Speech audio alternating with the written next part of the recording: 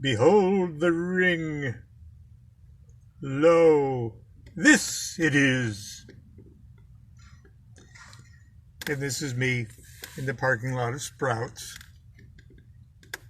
Sacramento, in the Land Park area. Once again, I don't know for sure if I'm starting a couple of minutes early or a couple of minutes late, because my watch or my clock is on my phone, and my phone is currently doing this. So I apologize if I'm late or early, but I'm here. And I want to talk about two things Enochian related. See, I'm preparing for another series of Enochian workshops, so it's on the forefront of my mind. And I'm going to be speaking this morning out of Enochian Vision Magic, the Practical Guide to the Magic of Dr. John D. and Edward Kelly, and just a couple short things. Now, this very ornate thing that I showed you right here at first, I actually just threw together with some scrap mail here.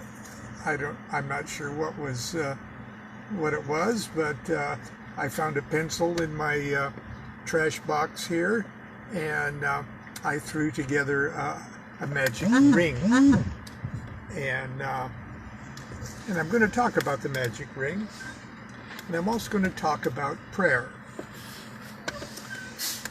Now, there are several systems of magic within the general label of Enochian magic. And in the book, I try to trace the evolution of the workings of D. and Kelly, and the various aspects and accoutrements and literally magical systems within the broader category of Enochian magic. And one of the earlier systems that D. and Kelly brought through was the Heptarchic period. I guess we'll call it the Heptarchic period. And out of that period came several of the things that the Golden Dawn and Aleister Crowley material made known to us,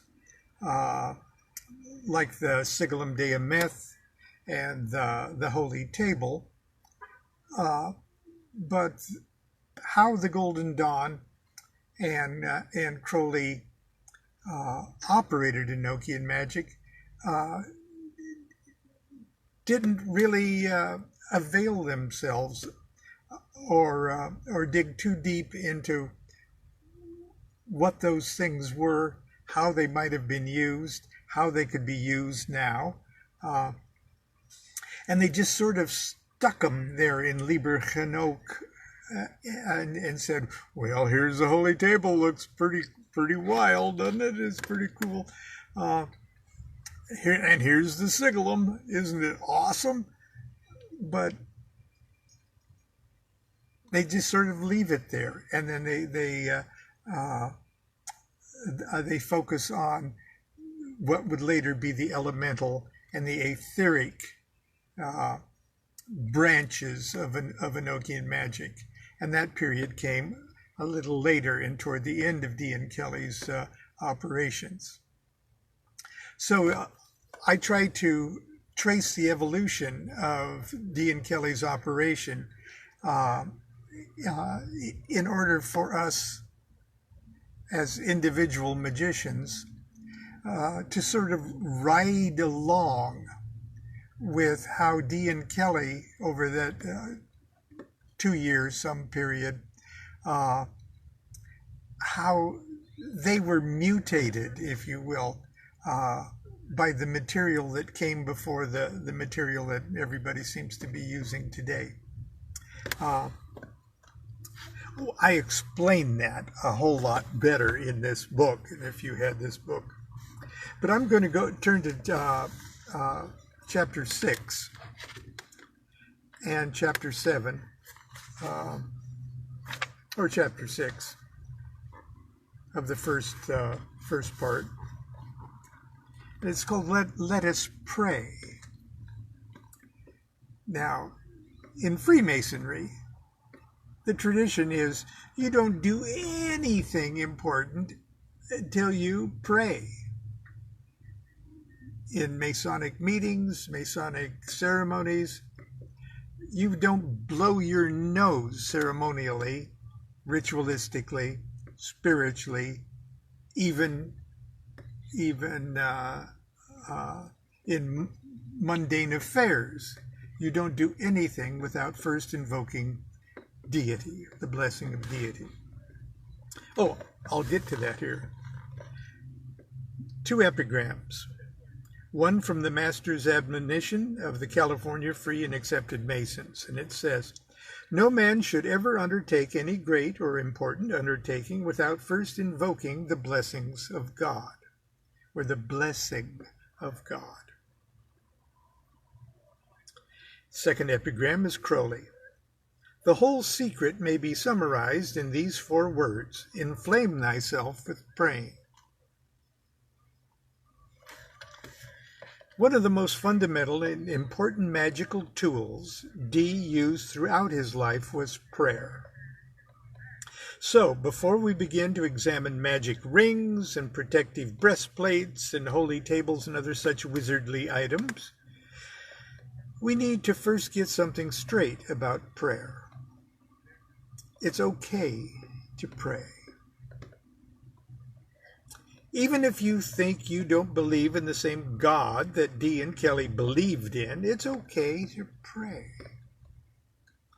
I realize that for many 21st century magicians, the word prayer carries with it unpleasant memories of childhood, church, and Sunday school traumas, and bedtime fears that if I die before I wake, someone was going to take my soul to God knows where.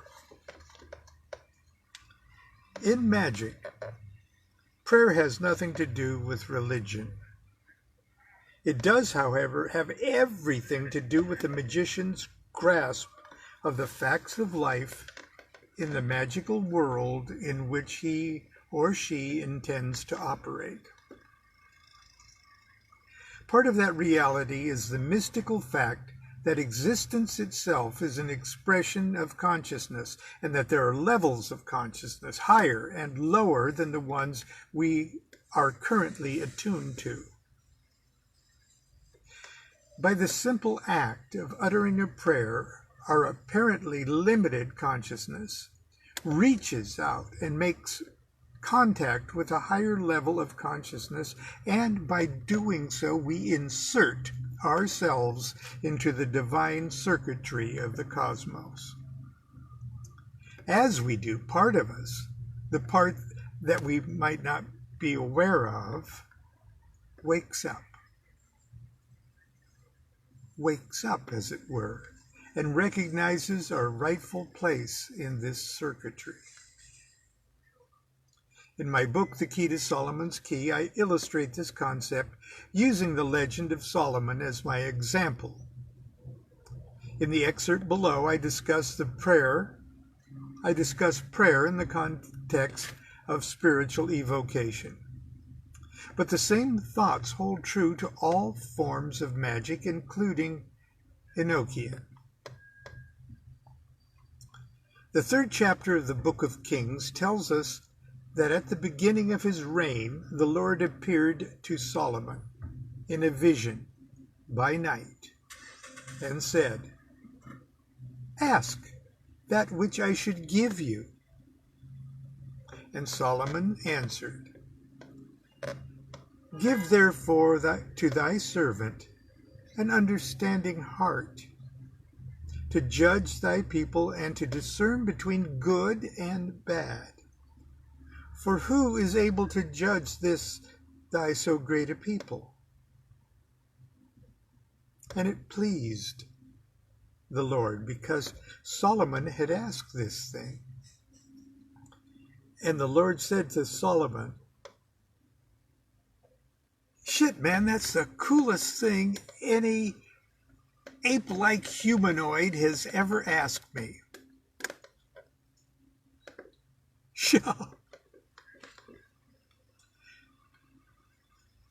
That's from another translation of the Bible. Excuse me, I'll go back. I digress. And the Lord said to Solomon, because you have asked this thing and have not asked for yourself riches, neither have you asked the lives of your enemies, nor have you asked for yourself long life, but have asked for yourself wisdom to discern judgment. Behold, I have done according to your words. Lo, I have given you a wise and understanding heart.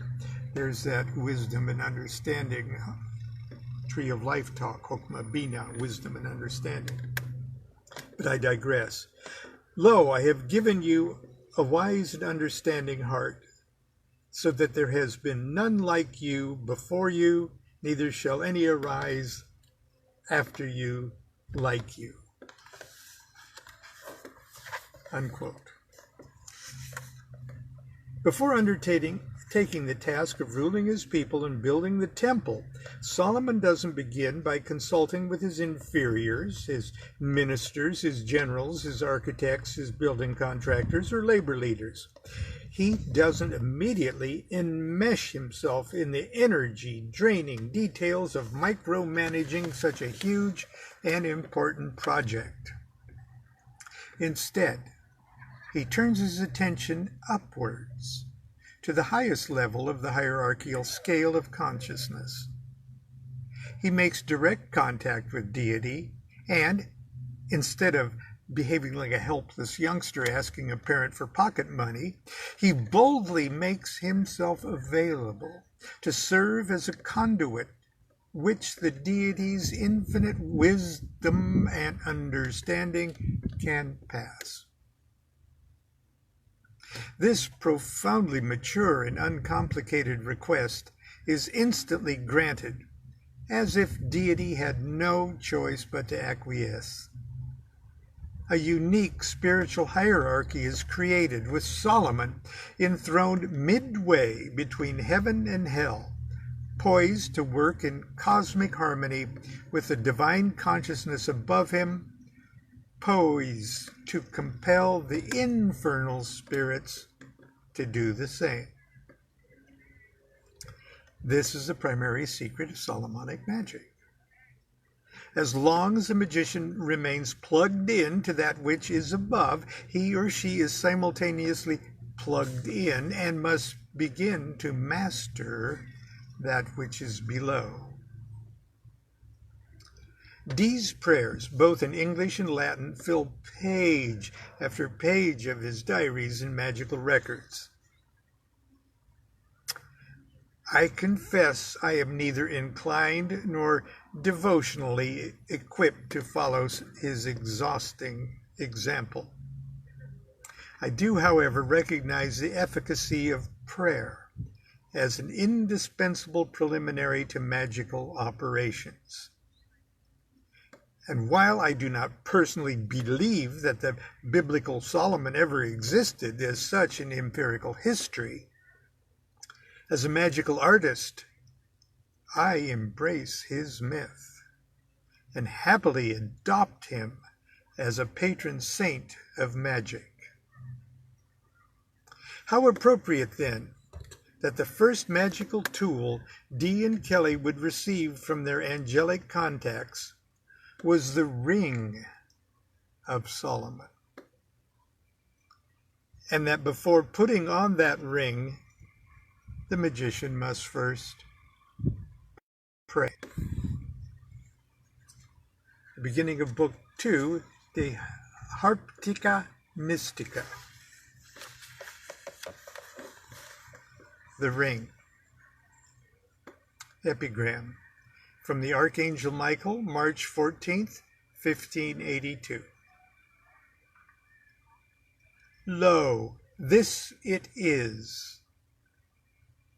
This is it wherewith all miracles and divine works and wonders were wrought by Solomon. The first system of magic Dee and Kelly received from their angelic contacts was a form of planetary magic referred to as Heptarchia Mystica. It was delivered mostly in late 1582 and amended somewhat the following year. The details of how it was painstakingly received are recorded in Dee's Quinti Libri Mysteriorum and edited for the purposes of practical workings in his De Heptarchia Mystica. Unfortunately, we don't know exactly how or even if the magicians actually operated this particular kind of magic. What we do know is that besides receiving the names and symbols of 49 planetary good angels, Dee and Kelly were instructed to create a number of magical items. Items that were almost entirely ignored by the Golden Dawn and Crowley. These items, I believe, can be extremely important tools for the modern Enochian magician. These are the ring, the holy table, the ensigns of creation, the lamen, and the sigillum deumeth. First, we need to examine the ring.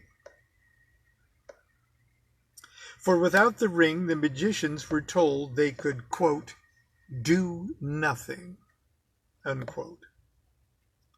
Unlike most other things they would receive from angelic contacts, the ring was delivered in a relatively straightforward manner.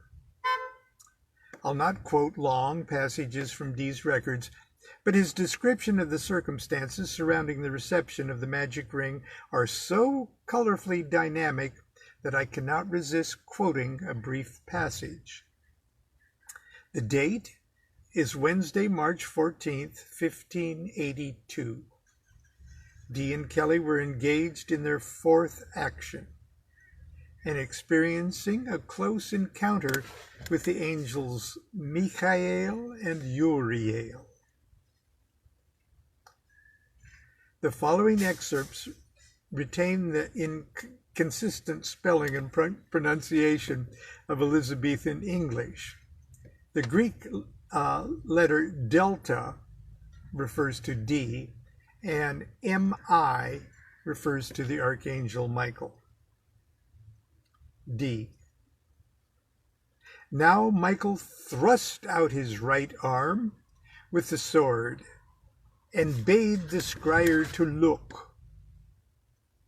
Then his sword did seem to cleave in two, and a great fire flamed out of it vehemently. Then he took a ring out of the flame of his sword and gave it to Uriel and said thus, and this is Michael talking to Uriel, "The strength of God is unspeakable. Praise be God forever and ever." Then Uriel did make a curtsy to him. He curtsied.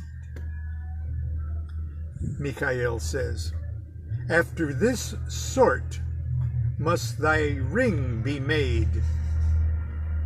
Note it." And Dee said, then he rose or disappeared out of the chair, and by came and said as followeth, quoting Michael, "I will reveal thee this ring, which was never revealed since the death of Solomon, with whom I was present. I was present with him in strength and mercy." just to digress for a second, strength and mercy are the titles of Hesed and Geburah, 4 and 5 on the tree of life, and give name to the right and left-hand pillars of the tree of life. Lo, this it is, this is it, wherewith all miracles and divine works and wonders were wrought by Solomon. This is it, which I have revealed unto thee. This is it, which philosophy dreameth of. This is it, which the angels scarce know. This is it, and blessed be his name, yea, his name be blessed forever. And Dee goes on in his diary. Then he laid the ring down upon the table and said, Note. Dee says, It shewed to be a ring of gold with a seal graved in it, and had a round thing in the middle of the seal, and a thing like a V through the top of the circle, and an L at the bottom, and a bar clean through it.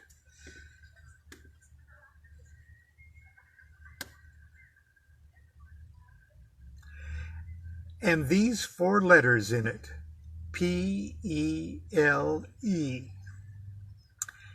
After that he threw the ring on the board or table, and it seemed to fall through the table. And then he said thus,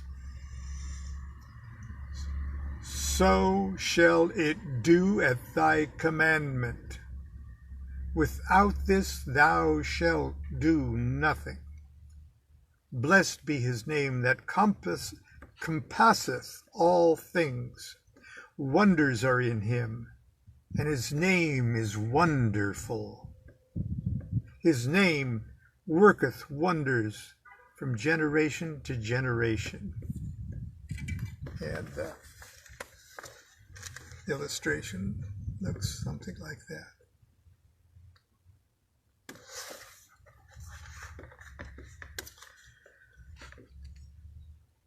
Solomon was and remains the archetypal magician, and his legendary exploits as a master of spirits fill the pages of traditional Jewish, Islamic, and Ethiopian religious literature. In many of the stories, his magic ring played an important role as the source of his power to control demons. I can imagine Dee and Kelly were very impressed to be given the Ring of Solomon by none other than the Archangel Michael himself.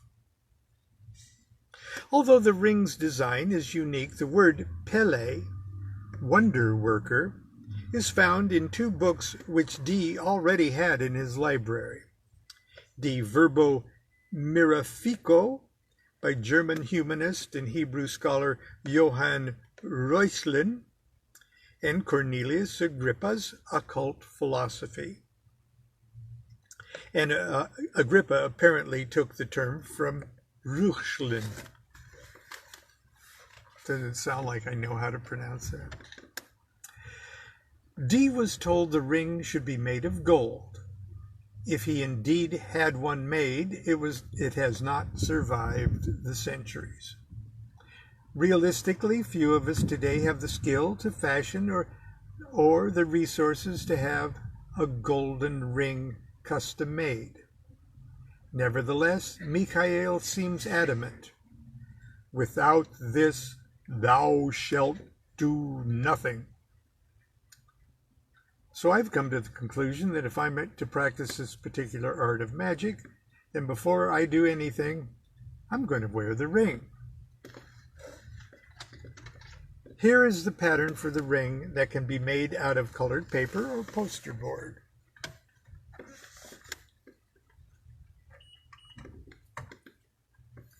I don't know if you can see that. And if you're in a Volkswagen bus in a parking lot and have a pencil and some scrap paper, there's your ring. All you have to do is curl it up on itself like this.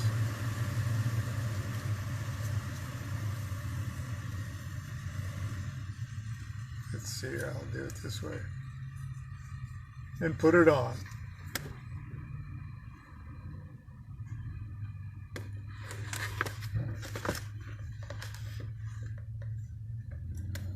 I realize such material is not as impressive or as romantic as pure gold. You might even think that a true magic ring cannot be made from a scrap of paper. You might tell me that you feel silly wearing a paper ring. If you feel that way, then I hope you won't be offended when I tell you that if you can't make a real magic ring out of paper, then you'll not be able to make one out of gold. The same goes for the other magical items I'm going to discuss in the next few chapters. Before I practice any aspect of Enochian magic, I recite 2 short prayers. The first is the prayer John Dee used regularly throughout his years of magical workings. Teach me, O Creator of all things, to have correct knowledge and understanding, for your wisdom is all that I desire. Speak your word in my ear, O Creator of all things, and set your wisdom in my heart. Amen. The second prayer is a prayer I fashioned from the words of the Archangel Michael when he spoke to Dee and Kelly during their March 14th, 1582 action. Behold the ring! Lo, this it is! This is it, wherewith all miracles and divine works and wonders were wrought by Solomon. This is it, which the Archangel Michael revealed to me. This is it, which philosophy dreameth of. This is it, which the angels scarce know. This is it, and blessed be his name. Yea, his name be blessed forever. Without this I shall do nothing. Blessed be his name that encompasses all things. Wonders are in him, and his name is wonderful. Pele. His name works wonders from generation to generation. Amen.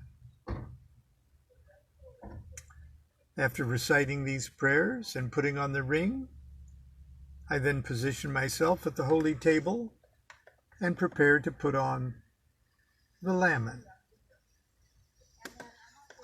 And the next chapter is about the lamen. Anyway, I don't know if I started early or late. I don't know if this has been too short or too long. But whatever, it's been what it's been. And I'm going to try to get on with my day. And I've got exciting things that I'm doing that's sort of keeping me busy. And I've got exciting news on the publishing front, which I will share with you a little later, so as not to jinx certain things that are in the works. But anyway, from the parking lot of Sprouts Farmers Market in beautiful Land Park area of Sacramento, California, I bid you good morning. Do what thou wilt shall be the whole of the law. Love is the law. Love under will.